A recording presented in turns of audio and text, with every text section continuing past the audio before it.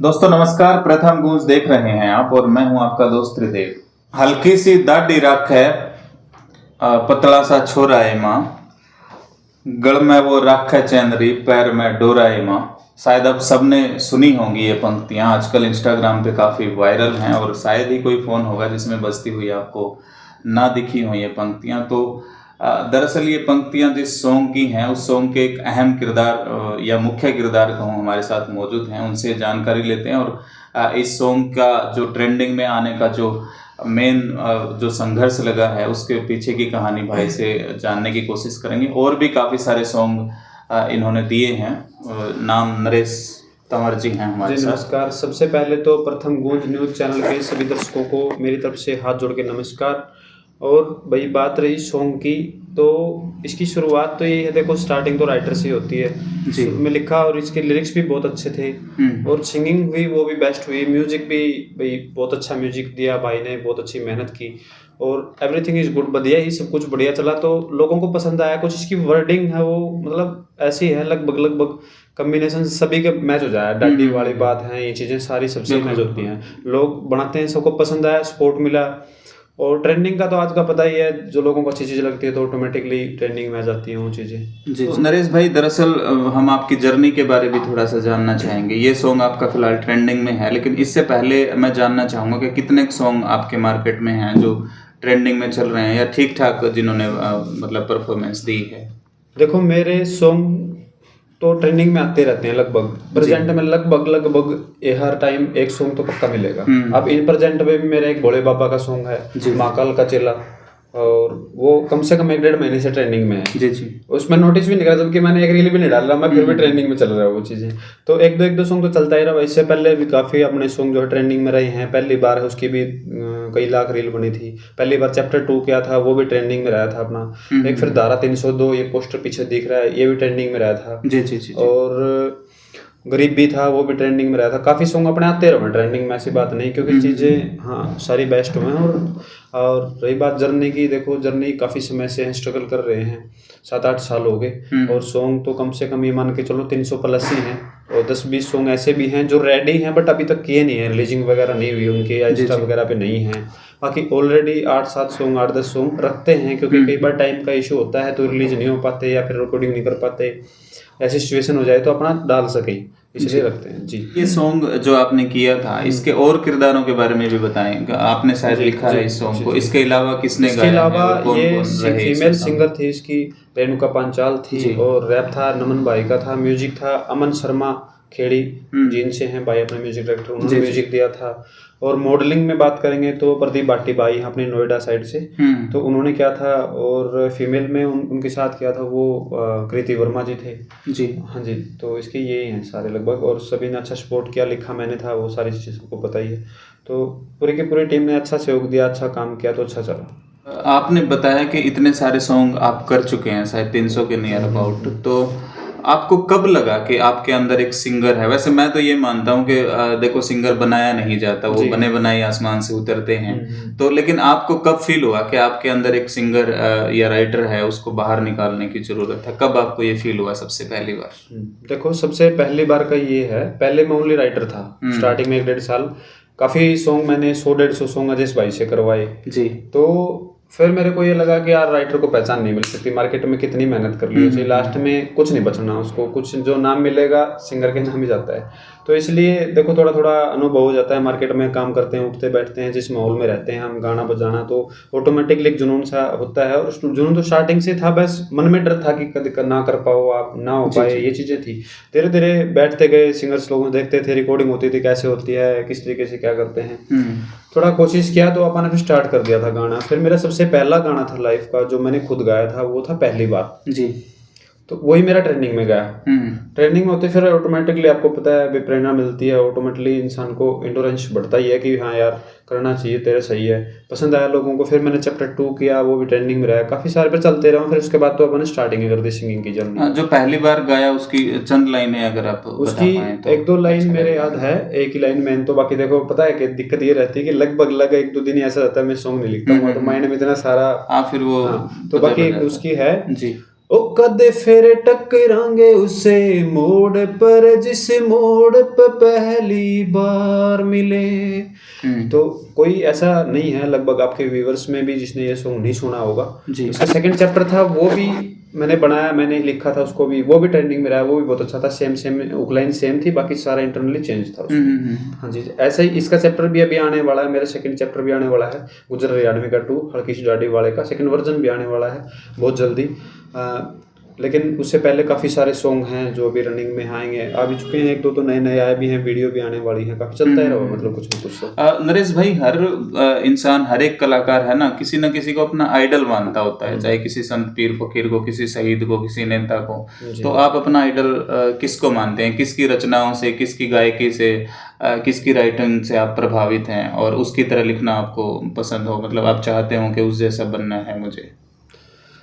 देखो, हम बिल्कुल ये सोचेंगे तो वैसे तो आइडल्स मैं मानता हूँ मेरे गुरुदेव हैं प्रहलाद फागना जी, हमारे गांव से मेरे बड़े भाई भी हैं जी। हाँ जी, तो बहुत अच्छा लिखते हैं पूरा, आपको पता है भाई सभी लोग यूनिक, पूरा हरियाणा काफी यूनिक जी बिल्कुल। तो देखो, फॉलो तो अपने जो आइडल है हमारे जो गुरुजी उन्हीं को करना चाहिए, बाकी हम सभी को मानते हैं, ऐसी बात नहीं है, जो अच्छा कर रहे हैं उन्हीं को मानते हैं। बाकी अपने जब स्टार्टिंग हुई मेरी जर्नी तो खुद से किया था मैंने किसी को नहीं देखा। सबसे पहले मैंने भजन लिखा था, एक भजन लिखा था मेरा राजस्थान में बहुत अच्छा चला था बाबा ज्योतिराम जी का। उसके बाद मैंने पहला सॉन्ग किया एक करके याद तो रोगी, वह अजय जी ने गाया था।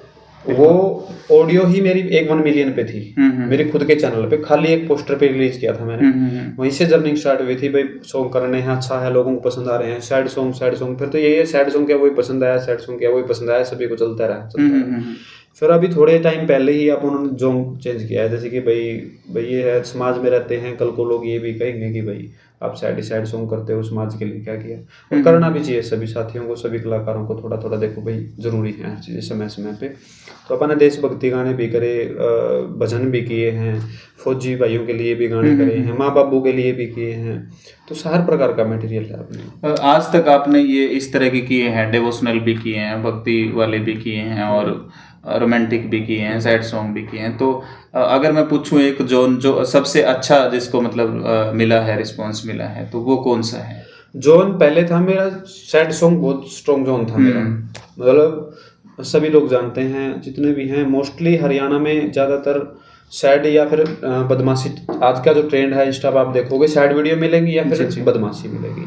तो पीछे अपने ये अपना गुज्जर वाला सॉन्ग आया था, इसी से अपनी बदमाशी सॉन्ग की जर्नी स्टार्ट हुई। इससे पहले मैंने बदमाशी सॉन्ग किया था, बट एक नॉर्मली वैसे, मतलब उसमें आके नहीं किया कि भाई मेरे को यही करना है, बस ऐसे ही अभी कर लिया, चलो एक कर लेते हैं इस तरीके से जी। तो लेकिन अब रेगुलर ये होने के बाद कम से कम मेरे ये मान के चलो आप 6-7 सॉन्ग हो चुके हैं अभी, जो कि रेडी हैं, आने वाले हैं, है ना। तो वो उसके बाद अपने बदमाशी सॉन्ग भी करना पसंद करते हैं, क्योंकि वो चीज़ चल गई ना, तो अपने को ऑटोमेटिकली उस चीज़ से ये हो गया कि यार ये चीज़ भी चलेगी, अपनी पसंद आती है लोगों को, इसलिए अपन अब बदमाशी सॉन्ग का टच ज़्यादा शुरू कर रखा है। सैड सॉन्ग भी करते ही है, पर ज़्यादातर अब बदमाशी शुरू कर रखा है, क्योंकि आज का ट्रेंड चला हुआ है, आपको पता ही है कि ज़्यादातर बदमाशी लोग पसंद करते हैं। आपका जो फिलहाल ट्रेंडिंग में जो सॉन्ग है गुज्जर जैसी कुछ वर्डिंग है उसमें, तो आपको नहीं लगता कि चाहे ये गुज्जर की बात हो, चाहे जाट की बात हो, दानक चमार वाल्मीकि जो भी है, मतलब कास्ट को अगर हम हाईलाइट करते हैं किसी सॉन्ग में, तो उससे नहीं लगता कि जातिवाद बहुत ज़्यादा फैल रहा है, जातिवाद के प्रति लोगों में एक भावना सी मतलब पनप रही है, एक घमंड सा आ रहा है उससे?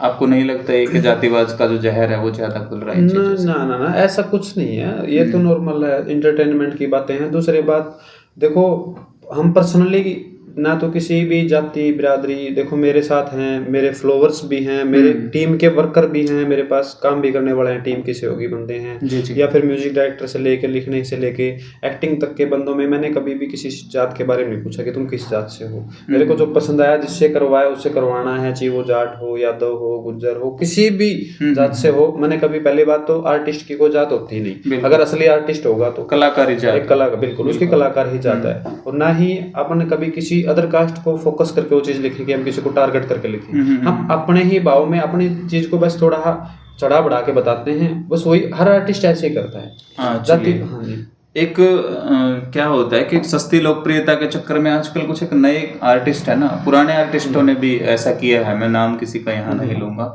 वो अश्लीलता का सहारा लेते हैं या डबल मीनिंग का, कुछ ऐसी चीजें जो आप माँ बहन साथ में बैठ के आप नहीं देख पाओगे। तो ऐसे लोगों को आप क्या सलाह देंगे, क्या सजेशन देंगे? वो गलत है। और देखो, समाज के खिलाफ हमें कोई भी काम नहीं करना चाहिए। उसमें हमारी बहन बेटी जो भी है, सिस्टर है, सभी देख सकता है, कोई भी है देखता है, वो फॉलो तो करते ही हैं। उनका बच्चा कोई इस काम से रिलेटेड जुड़ा हुआ है तो वो देखते, नेचुरली देखेंगे, अपने बच्चे के लिए देखेंगे तो वो क्या सोचेंगे। देखो, फर्क पड़ता है। और सभी के रिलेशन एक जैसे होते हैं।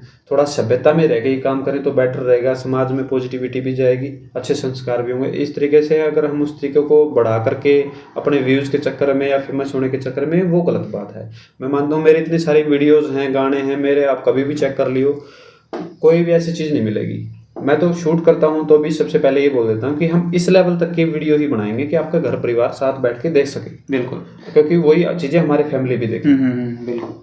तो वो गलत है, करना नहीं चाहिए ऐसा। एक पीछे से मुद्दा लाडो शब्द को लेके एक मुद्दा काफी रहा, और मुद्दा भी जायज था कहीं ना कहीं कि लाडो शब्द को हम कुछ और मानते आए हैं समाज में और उन्होंने कुछ और प्रेजेंट करके दिखाया। तो आप क्या मानते हैं कि लाडो शब्द किसके लिए बना है? वो गर्लफ्रेंड के लिए है कि अपनी बहन बेटी के लिए? देखो, अगर सही तरीके के देखेंगे तो हर इंसान के पॉइंट ऑफ व्यू अलग अलग होते हैं, आपको पता है। लेकिन मेरी जो विचारधारा है या फिर मेरी पर्सनल व्यूज है, वो तो देखो पर्सनल व्यूज, वो अपनी बेटे के लिए ही यूज करना चाहिए और वही होना चाहिए उसका वजूद। क्योंकि हमारे पुराने समय से ही, आज से नहीं, बहुत पुराने समय से ही हमारे बुजुर्गों ने, हमारे माता पिताओं ने देखा होगा, बच्चों को इस तरीके से पुकारते हैं। अब उस चीज का प्रोनाउंसिएशन हम दूसरे लेवल में जाके करेंगे तो देखो यार भद्र सा लगेगा और बहुत अजीब लगेगा, उसका करना भी नहीं चाहिए। उस जो मीनिंग है ना, उसके साथ खिलवाड़ है किस्म का, ये समझो आप। एक और सवाल है कि आपने बोला कि भाई ट्रेंडिंग में जो चीजें चल रही हैं आजकल, मार्केट में जो चीजें चल रही हैं, उनको ध्यान में रखते हुए हमने लिख लिया, गा लिया। तो अगर इन सब चीजों को भूल जाए तो नरेश जो है, मतलब क्या लिखना पसंद करता है? सबसे ज्यादा किस लाइन की चीजें लिखना पसंद करता है? वो सैड सॉन्ग होते हैं या फिर रोमांटिक होते हैं? क्या लिखना, मतलब उसके आत्मा की बात क्या है, मतलब वो क्या लिखना चाहता है? देखो, स्टार्टिंग में था मेरा स्ट्रॉन्ग जोन था सैड सॉन्ग का। अब पिछले कुछ समय से मैंने हर जोन में काम करके देखा है। मैंने लव सॉन्ग भी किए हैं, लिखे हैं, और बदमाशी सॉन्ग भी किए, डीजे सॉन्ग भी किए हैं, और भोले बाबा के तो आते ही रहा मेरे, हर साल चलते ही रहा है। पर अब स्पेसिफिक नहीं है मेरा, डिवाइड होगा। क्योंकि जिस प्रकार का जो प्रोजेक्ट चल जाना तो उस प्रकार की डिमांड ज्यादा होने लग जाएगी, यार ऐसे ही करो। ये मैंने बदमाशी का चल गया तो मैंने 4 गाने करने पड़ गए, मजबूरी होगी। कि आजकल कोई भी है दूसरे से होगी, पार्टनर है, भाई है, वो क्या बोल देता है कि भाई करो, मैं करूंगा, साथ करना पड़ेगा तो करने। अभी देखो, मैंने पहले मेरा रूल था कि मैं अपनी कास्ट के लिए एक साल में एक ही सॉन्ग करता था। जी जी। क्योंकि ज्यादा मैं इन चीजों में विश्वास नहीं करता, कास्टलिज्म वगैरह में। अब भी नहीं करता, पहले भी नहीं करता था, कभी करेंगे भी नहीं। तो वैसे बेसिक अपनी पर्सनली खुशी के लिए या भाई आसपास के लोगों के लिए या कुछ के लगा लो समाज के लिए एक कर लेते थे, एक सॉन्ग किया करता था। लेकिन अब ये कर दिया तो मेरा चल गया, पसंद आया, लोगों को मजा आया। उसके बाद इतना प्रेशर होगा कि और करो, मजबूरी होगी करने के लिए। अभी फिर मैंने 2 सॉन्ग और करे हैं जो कि अभी तक मार्केट में नहीं है, तो कर रखे हैं। डीजे सॉन्ग बहुत अच्छे हैं और क्लिक होंगे लगभग, उम्मीद है पूरी अच्छी चीज बना रखी है। तो लेकिन ऐसी भी चीज हो जाए ना, ऑन डिमांड करनी पड़ती है चीज। इंटरेस्ट तो सभी में है, कर लेते हैं, बट ज्यादातर पहले के हिसाब से आप नोटिस करोगे तो सैड सॉन्ग है मेरा जोन आज भी है। क्योंकि जो चीजें जिसमें ज्यादा इंटरेस्ट आता हो लिखने में, क्योंकि स्टार्टिंग बचपन से ही शौक सैड सॉन्ग सुनने का था। आदत से कई चीज पसंद के होती है ना कि लोग, बस मेरे कोई चीज पसंद है, बस पसंद ये थी, फिल्मी सॉन्ग सुनना, सैड सॉन्ग सुनना, आदत सी थी बचपन से। तो वही लिखना स्टार्ट किया तो और मजा आया उस चीज में। बस इतना है। अभी और चीज 1 घंटे में 2 घंटे में इतने समय में लिख पाते हैं, उससे ये आधा गुना कम दूसरे ये सैड सॉन्ग लिख लेते हैं, क्योंकि उसमें पकड़ ज्यादा है, वे जल्दी अपना बिल्कुल निकाल लिया। नरेश भाई, हम ऐसी धरती से आते हैं जहाँ लक्ष्मीचंद जैसी हस्तियां पैदा हुई, मांगेराम जैसी हस्तियां पैदा हुई। जब सांग का जिक्र आता है तो हमारी ही धरती से वो फनकार उठे और इतना बड़ा नाम उन्होंने कमाया। फिल्मों ने भी, बॉलीवुड की बात हो चाहे हॉलीवुड की बात हो, उनको कॉपी किया। ऐसे कलाकार हमारे इस धरती पे पैदा हुए, हरियाणा की धरती पे। लेकिन फिलहाल जो वो सांग परंपरा है, जो हरियाणवी संस्कृति के लिए जो कुछ कंपटीशंस वगैरह होते थे, इस तरह के रागनी टाइप के जो प्रोग्राम्स होते थे, वो कहीं ना कहीं बहुत कम होते जा रहे हैं। किसको जिम्मेदार मानते हैं? वो कैसे दोबारा से वो चीज़ चर्चा में आ सकती है? देखो वो चीजें विलुप्त तो नहीं बोल सकते हम उन चीजों को, विलुप्त हैं तो पर नहीं कह सकते, काफी पर कम हो फील्ड्स, गए। काफी ऐसी जगह एरिए हैं ऐसे जो अलग अलग स्टेट डिस्ट्रिक्ट भी हैं जहाँ आज भी वो चलते हैं, बहुत ज्यादा होते हैं स्टेज प्रोग्राम। पर आज भाई सोशल मीडिया का जमाना अपना पता है, लोग एक चीज न देख के उसके पीछे भाग लेते हैं। लेकिन इस चीज को बिल्कुल ये नहीं है कि बिल्कुल खत्म हो गई है। आपने भी पता है अगर अच्छी जो चीज होगी ना, जिस चीज का लेवल हो गया नेचुरली अच्छी चीज होगी, वो दोबारा भी आएगी। पहले कुर्ते पजामे का पहनाव खत्म हो गया था, बिल्कुल, अब दोबारा आ गया लोगों में। मूछ दाढ़ी रखने का ट्रेंड खत्म हो गया था, दोबारा आ गया लोगों में। जुत्ती डालने का सारी, देखो सारी चीजें इतिहास रिटर्न हो अपने गई आप को हैं। दोहराता हाँ, तो तो वही चीजें वो आएंगी, ऐसी बात नहीं, क्योंकि वो जड़ है उस चीज की। इस चीज की जड़ है। जो नेचुरली हम कोई चीज जब सांग होता था, कोई भी चीजें होती थी पहले, ऐसे रामलीला देखने के लिए भी पहले बहुत लोग जुड़ते थे ऐसी चीजों देखने के लिए। आजकल क्या है, लोग जाते नहीं, बच्चे देखते हैं क्योंकि इंटरनेट से फुर्सत नहीं है ना। हाँ, आजकल सारी चीजें उनको चाहिए। मनोरंजन था पहले, ये जो कम्युनिकेशन के साधन थे, मोबाइल वगैरह, इंटरनेट की व्यवस्थाएं वो बहुत कम थी, लोगों का एंटरटेनमेंट नहीं हो पाता था, तो लोग जाते थे दूर दूर तक सुनने के लिए, देखने के लिए। आजकल क्या, लोग ऑनलाइन ही देख लेते हैं, कोई लाइव चला मिलता है वहाँ से, कोई क्या, आजकल सारी सुविधाएं हैं इंटरनेट के माध्यम से, आपको पता ही है। लाइव सेशन चलते हैं, लोग लाइव चलते हैं, देखते हैं, लाइव स्ट्रीमिंग कर देते हैं, वहाँ से लोग डायरेक्ट देख लेते हैं उन चीज़ों को। या फिर और भी काफ़ी ऐसे माध्यम हैं जिसकी ये काफ़ी बहुत सारा इस चीज़ का उसके ऊपर असर पड़ा है जी। सोशल मीडिया का बोल सकते हो आप, कम्युनिकेशन का भी इतना सारा आज के टाइम पे वो हो चुका है कि पहले ये चीज़ें नहीं थी। लोग एंटरटेनमेंट के लिए चीज़ें ढूंढते थे कि प्रोग्राम कहाँ है, किसी को पता लग जाए दूसरे गाँव में, दूसरे वहाँ तक जाने के लिए हिम्मत रखते थे। बट आज के टाइम पर अगर पड़ोस में भी कोई सिस्टम होगा ना, लोग जाना पसंद नहीं करते। अब कोई धमाका जो नरेश तंवर जी करने वाले हैं, कोई ऐसा प्रोजेक्ट जो लाइन पे है?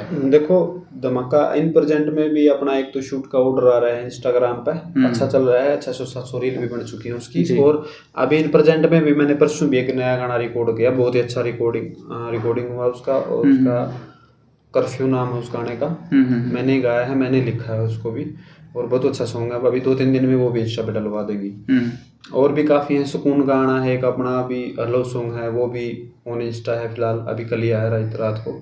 और काफ़ी सारे गाने हैं, एक माए तेरी भोली छोरी, प्यार के जाल में फंस गया, ऐसा कुछ एक गाना है।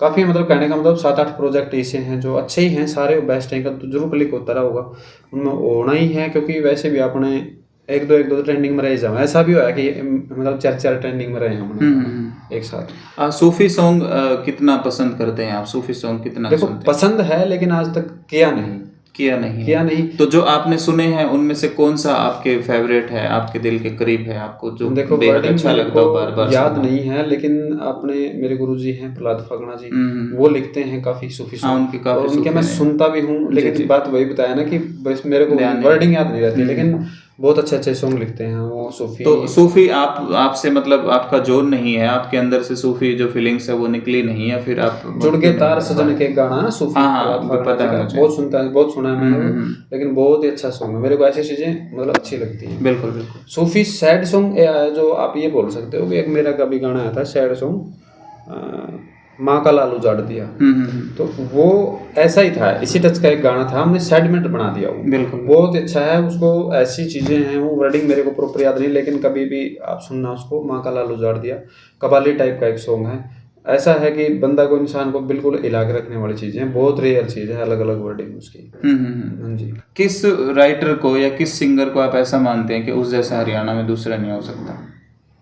देखो जी, ये मैं पर्सनली व्यूज नहीं दे सकता, क्योंकि सारे ही अच्छे हैं, कोई बुरा नहीं है, सभी अच्छा वर्क कर रहे हैं, और इस इंडस्ट्री को उठाने में सभी का बहुत अच्छा योगदान है। ठीक है ना, तो ये चीजें हैं। और बेस्ट राइटर देखो, मैं तो वही मानता हूँ, उन्हीं को मानता हूँ जो सभ्यता में रह के लिखती हैं। बेस्ट सिंगर भी बेस्ट वही है जो अपनी सभ्यता में रह के उस चीज को फॉलो करते हैं, गाते हैं। ये नहीं कि जी मैं जो कुछ मिल गया वो ही गा दिया, ऐसा नहीं है। बॉलीवुड का बता दीजिए कोई जिसको आप हद से ज्यादा पसंद करते हैं, कोई ऐसा राइटर या सिंगर।